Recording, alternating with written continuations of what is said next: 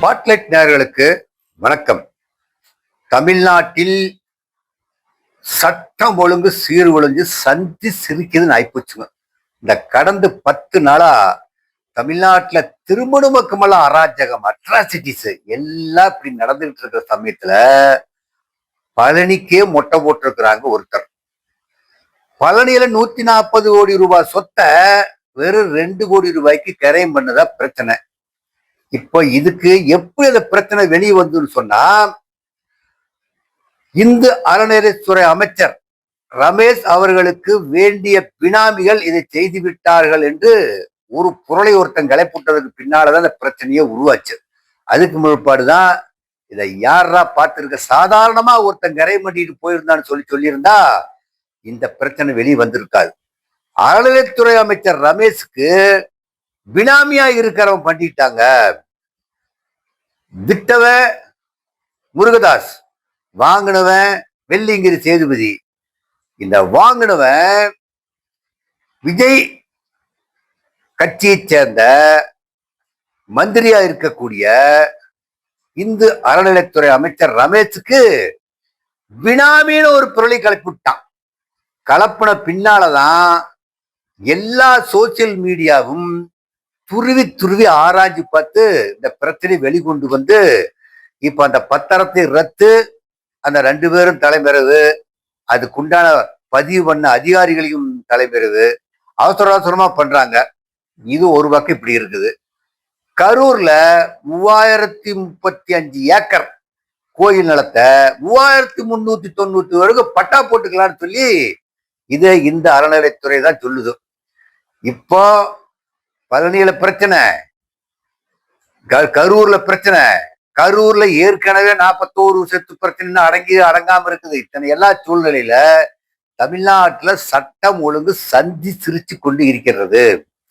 இது இல்லாம கள்ளக்குறிச்சியில 45 பேருடைய வீட்டை அரசாங்கம் கட்டி கொடுத்த வீட்டை இடிச்சு தரமட்டமாக்கி அங்க இருக்கிற ஆண்களும் பெண்களும் எல்லாம் வாயிலி வயிற்றுல லபோ லபோன்னு அடிச்சுக்கிறத நாம சோசியல் மீடியாவில் பார்க்கிறோம். விஜய் அவர்கள் தேர்தல் வாக்குறுதியில் என்ன சொல்றாரு? ஒரு அரசு நிலத்துல ஒருத்தர் மின்சார வசதி வாங்கி அவரு இருந்தா அவங்களுக்கே பட்டா போட்டு உரிமையாக்கி கொடுக்குறேன்னு சொன்னாங்க. ஆனா கரூர்ல 45 பேர் இல்லை, அவங்களுக்கெல்லாம் நடுவீதியில கொண்டாந்து நிறுத்தி முடிச்சாச்சு. இப்ப தமிழக வெற்றி கழகத்துல ஆண்களுடைய அட்ராசிட்டிஸா அதிகமா இருக்குன்னு பார்த்தோம். எங்க பார்த்தாலும் தமிழக வெற்றி கழகத்தினுடைய அந்த கரூர் குளத்தில ஒன்றிய செயலாளர் ரமேஷ் ஒரு பெண்ணுகிட்ட தகராறு பண்ணா, குளிக்கிறப்ப தகராறு பண்ணான்னு சொல்லி இருக்கும். எங்க போனாலும் ஒரு குட்கா கடத்ததுல இருந்து ஒரு பெண்கள் பாலியல் சீண்டல் வரலும் பாக்குறப்போ தமிழக வெற்றி கழகத்தினுடைய ஆண்கள் பிரிவு தான் செஞ்சுக்கிட்டு இருந்ததுன்னா, இப்ப தமிழக வெற்றி கழகத்துல ஒரு பெண் ஒரு பிரச்சனை பண்ணி உட்கார்ந்து இருக்காங்க. திண்டுக்கல் ரீட்டா.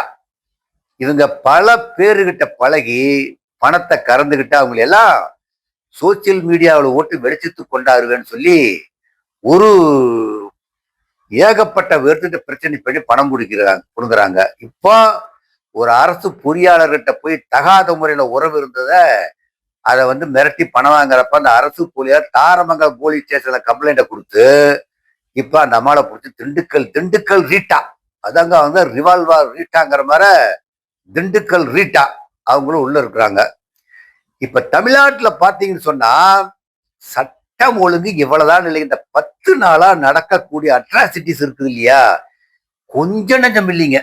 இப்போ டெல்லியில ஒரு பிரச்சனை வந்திருக்குது, கரப்பாம்பூச்சி பிரச்சனை டெல்லியில் இருக்குது. அந்த கரப்பாம்பூச்சி ஜனதா கட்சி எதுக்காக போராடுறது இருக்கிற இளைஞர்கள்லாம் டெல்லியில முற்றுகிட்டு போராடினாங்க. ஏற்கனவே சமூக ஆர்வலர் சோனம் பாசுங்கிறவரு நீட்டு தேர்வுல குளறுபடி நடந்துருச்சு, இதை சரி செய்யணும் அப்படின்னு சொல்லி அவர் உண்ணாவிரதம் இருக்கிறார். இந்த சமயத்துல அரசாங்கம், மத்திய அரசாங்கம் நீட் எக்ஸாம் முதல் ஒரு தடவை கொஸ்டின் பேப்பர் லீக் ஆச்சு. மறுபடியும் ஒருக்கா பரிச்சு வச்சாங்க.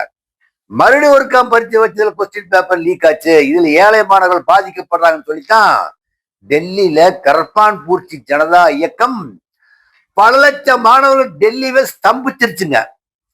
அது எதுக்கு நாம சொல்றோம்னு சொன்னா, இதே நிலைமை தமிழ்நாட்டிலும் நீடித்துக் கொண்டிருந்தால், இனிமேலும் நீடித்துக் கொண்டிருந்தால் டெல்லியில ஒரு கரப்பாம்பூச்சி கட்ட மாற இங்க ஒரு தேல் கட்சி உருவாகும்.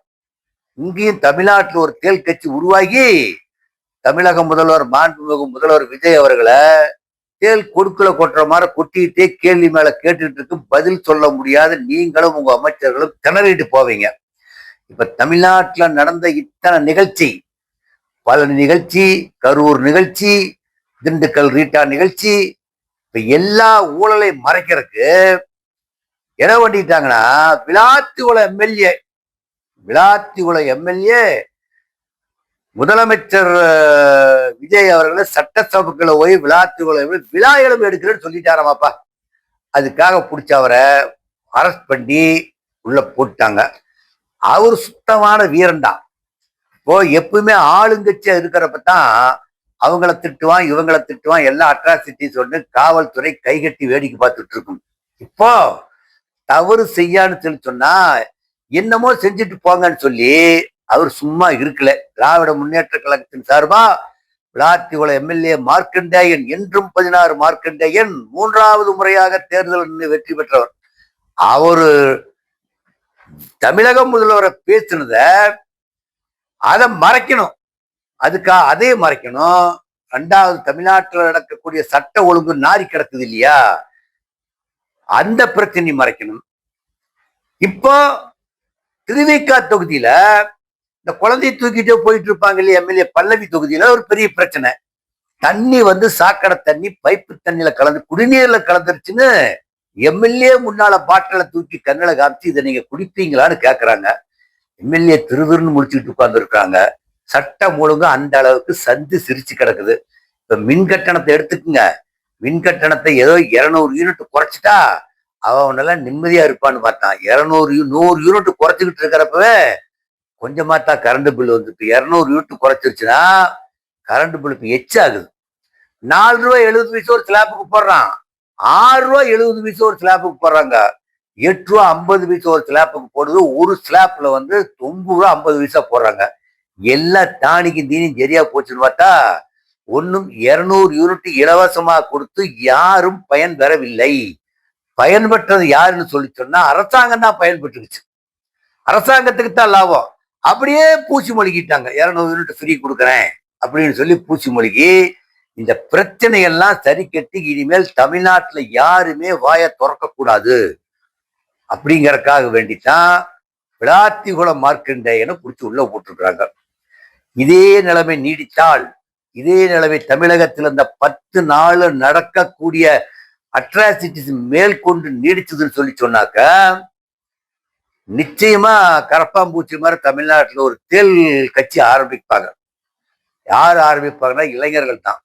எந்த இளைஞர்களையும் வச்சு நீங்க ஆட்சி பிடிச்சிங்களோ அதே இளைஞர்களை வச்சு உங்க ஆட்சிக்கு மணி அடிக்கக்கூடிய நாட்கள் ரொம்ப தூரத்தில் இல்லை. இப்போ அந்த 6 தொகுதிக்கு சட்டசபை தேர்தல் இன்னைக்கு நேரத்துக்கு நடக்காது. அதுக்கு சட்டசபை 6 பேர் இல்லைன்னா 112 பேர் இந்த மெஜாரிட்டி காமிச்சிருவாங்க இல்லையா, அது நடக்க போறதில்ல. இனிமேல் உள்ளாட்சி தேர்தலும் நடக்க போறதில்ல. இப்போ சர்வாதிகாரியாத்தான் இப்ப தமிழக முதல்வர் விஜய் அவர்கள் செயல்பட்டு கொண்டிருக்கிறார்கள். இப்ப யார் பிரச்சனை, இப்ப அரங்கி போன பிரச்சனைனா ஆதவர்ஜன் இப்ப அடங்கி போயிட்டார், சட்டத்தையே காணா. ராஜ்மோகன் சட்டத்தில், அருண்குமார் இவங்க எல்லாம் மருத்துவத்துறையில் இருந்தாங்க, ராஜ்மோகன் பள்ளி கல்வித்துறையில் இருந்தாங்க. அவங்க எல்லாம் முதல்ல போட்ட சட்டத்தை விட இப்போ ஓரளவுக்கு ஒரு 50% பக்குவப்பட்டுட்டாங்க. அவங்க துறையில் எந்த பிரச்சனையும் இல்லை. இப்ப பிரச்சனை ஆரம்பிச்சிருக்கிறது கோயிலையும் பத்திரப்பதிவிலும் தான். பத்திரப்பதிவு துறையில முன்னாள் சபாநாயகருடைய மகன் லோகேஷ் தமிழ்ச்செல்வன், அவரும் அது உடந்தையா இருந்தான்னு சொல்லி போட்டுதான் இப்ப தமிழ்நாடு முழுக்க டாக் ஆஃப் த சிட்டியா இருந்துகிட்டு இருக்குது. இந்த சூழ்நிலையில இவங்க பண்ணக்கூடிய தவறுகளை எதிர்கட்சியா இருக்கக்கூடிய திராவிட முன்னேற்ற கழகம் கேட்கும். அனைத்து இந்திய அண்ணா திராவிட முன்னேற்ற கழகம் கேட்கும். கேட்டாதான் எதிர்கட்சி. அப்ப நீங்க கேட்டவனை பிடிச்சி உள்ள போட்டா அப்ப அது தூய சக்தியா? இதே நிலைமை உங்களுக்கு கரூர்ல நீங்க கொஞ்சம் தன்னை பேச்சா பேசுனீங்க.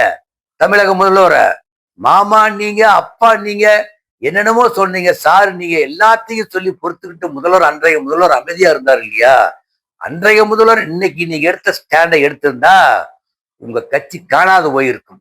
ஆனால் அவர் அரசியல்வாதிகளை பெருந்தன்மையா விட்டு சூழ்நிலையில் தான் நீங்க அவர் ஏளனமா பேசுறீங்க. சட்டசபைக்குள்ளேயே ஒரு அப்பாவை காணான்னு சொல்லிடுறீங்க. நீங்க பலவிதமான சைகைகளை காமிக்கிறீங்க. இது எல்லாம் உங்களுடைய ஆட்சிக்கு நல்லது இல்லை. நீங்க செய்யக்கூடிய ஒவ்வொரு நிகழ்ச்சியும், ஒவ்வொரு கட்சிக்காரர் உங்க கட்சி உடன்பிறப்புகள் செய்யற நிகழ்ச்சிகளும், மகளிர் குரூப்ல செய்யக்கூடிய நிகழ்ச்சிகள் எல்லாம் பாக்குறப்போ உங்க கட்சியினுடைய பேரு ரொம்ப மோசமா சூழ்நிலை போயிட்டு இருக்குது. இப்ப கிட்டத்தட்ட 2.5 மாசம் ஆனதுலயே இவ்வளவு அட்ராசிட்டிஸ் சொன்னா, திருமணவக்கம் கஞ்சா கலாச்சாரம், போதை கலாச்சாரம், அவனை குத்துறான் இவனை குத்துறான், பசங்கள்லாம் ரூட்டி பண்றான், பிள்ளைகள் ரோட்ல போக முடியல, அவ போலீஸைய அடிக்கிறான். இவ்வளவு சூழ்நிலை இருந்துகிட்டு இருக்கிறப்ப நீங்க சட்ட ஒழுங்கா கையில வச்சிருக்கிறவங்க அதை சரி செய்யணும். சரி செய்யலன்னு சொன்னா எதிர்கட்சிகள் போராடத்தான் செய்யும். கண்டிப்பா எதிர்கட்சிகள் போராட்டத்தை கையில் எடுத்து, எதிர்கட்சிகள் போராட்டத்தை வீரியமா கையில் இன்னும் எடுக்கல. அதிமுகவாவும் சரி, திராவிட முன்னேற்ற கழகமாவும் சரி, நம்ம பிரேமலதா விஜயகாந்த் தேமுதிகவாவும் சரி, இவங்கெல்லாம் இன்னும் உங்க பிரச்சனை இன்னும் கையில் எடுக்காமல் இருந்து கொண்டு இருக்கிறார்கள். விட்டு பிடிக்கிறாங்க, வேற ஒண்ணும் இல்லை. இன்னும் என்னென்னதான் நடக்கும் தமிழ்நாட்டுல பாக்கலாங்கிறதுக்கு விட்டு பிடிக்கிறாங்க. இந்த சூழ்நிலையில விஜய்க்கு நாட்கள் எண்ணப்பட்டு கொண்டிருக்கின்றன. ஆட்சியினுடைய நாட்கள் 6 மாசத்துக்கு பின்னால மீண்டும் ஒரு நிரூபிக்க வேண்டிய சூழ்நிலை, மெஜாரிட்டி நிரூபிக்க வேண்டிய சூழ்நிலை இப்படியே தொடர்ந்து போச்சு என்று சொன்னால், மெஜாரிட்டி நிரூபிக்கிறதுக்கு இன்னைக்கு இருக்கிற அரசாங்கம் ரொம்ப கஷ்டப்படும். நீங்க கூட்டணி கட்சியில் இருக்கக்கூடிய காங்கிரஸையும் நம்ப முடியாது. இப்போ காங்கிரசுடைய தலைவர் அங்க ராகுல் காந்தி அவங்களுக்கு ஆதரவா குரல் கொடுத்தாங்க. அதை கரப்பாம்பூச்சிக்கு மம்தா பானர்ஜி ஆதரவா குரல் கொடுத்தாங்க. எல்லாம் குண்டு கட்டா கட்டி தூக்கி போட்டுக்கிட்டு போறாங்க. இப்போ டெல்லியில பிஜேபியை எதிர்பார்க்காத அளவிற்கு ஒரு மாபெரும் இயக்கம் கரப்பாம்பூச்சி ஆரம்பிச்சிருச்சு.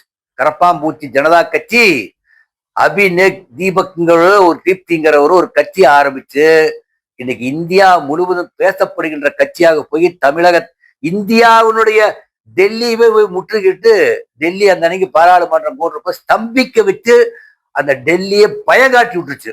இப்ப அது அப்படியே ஒவ்வொரு மாநிலமா தொடர்ந்ததுன்னா தமிழ்நாட்டுக்கும் சிக்கல் தான்.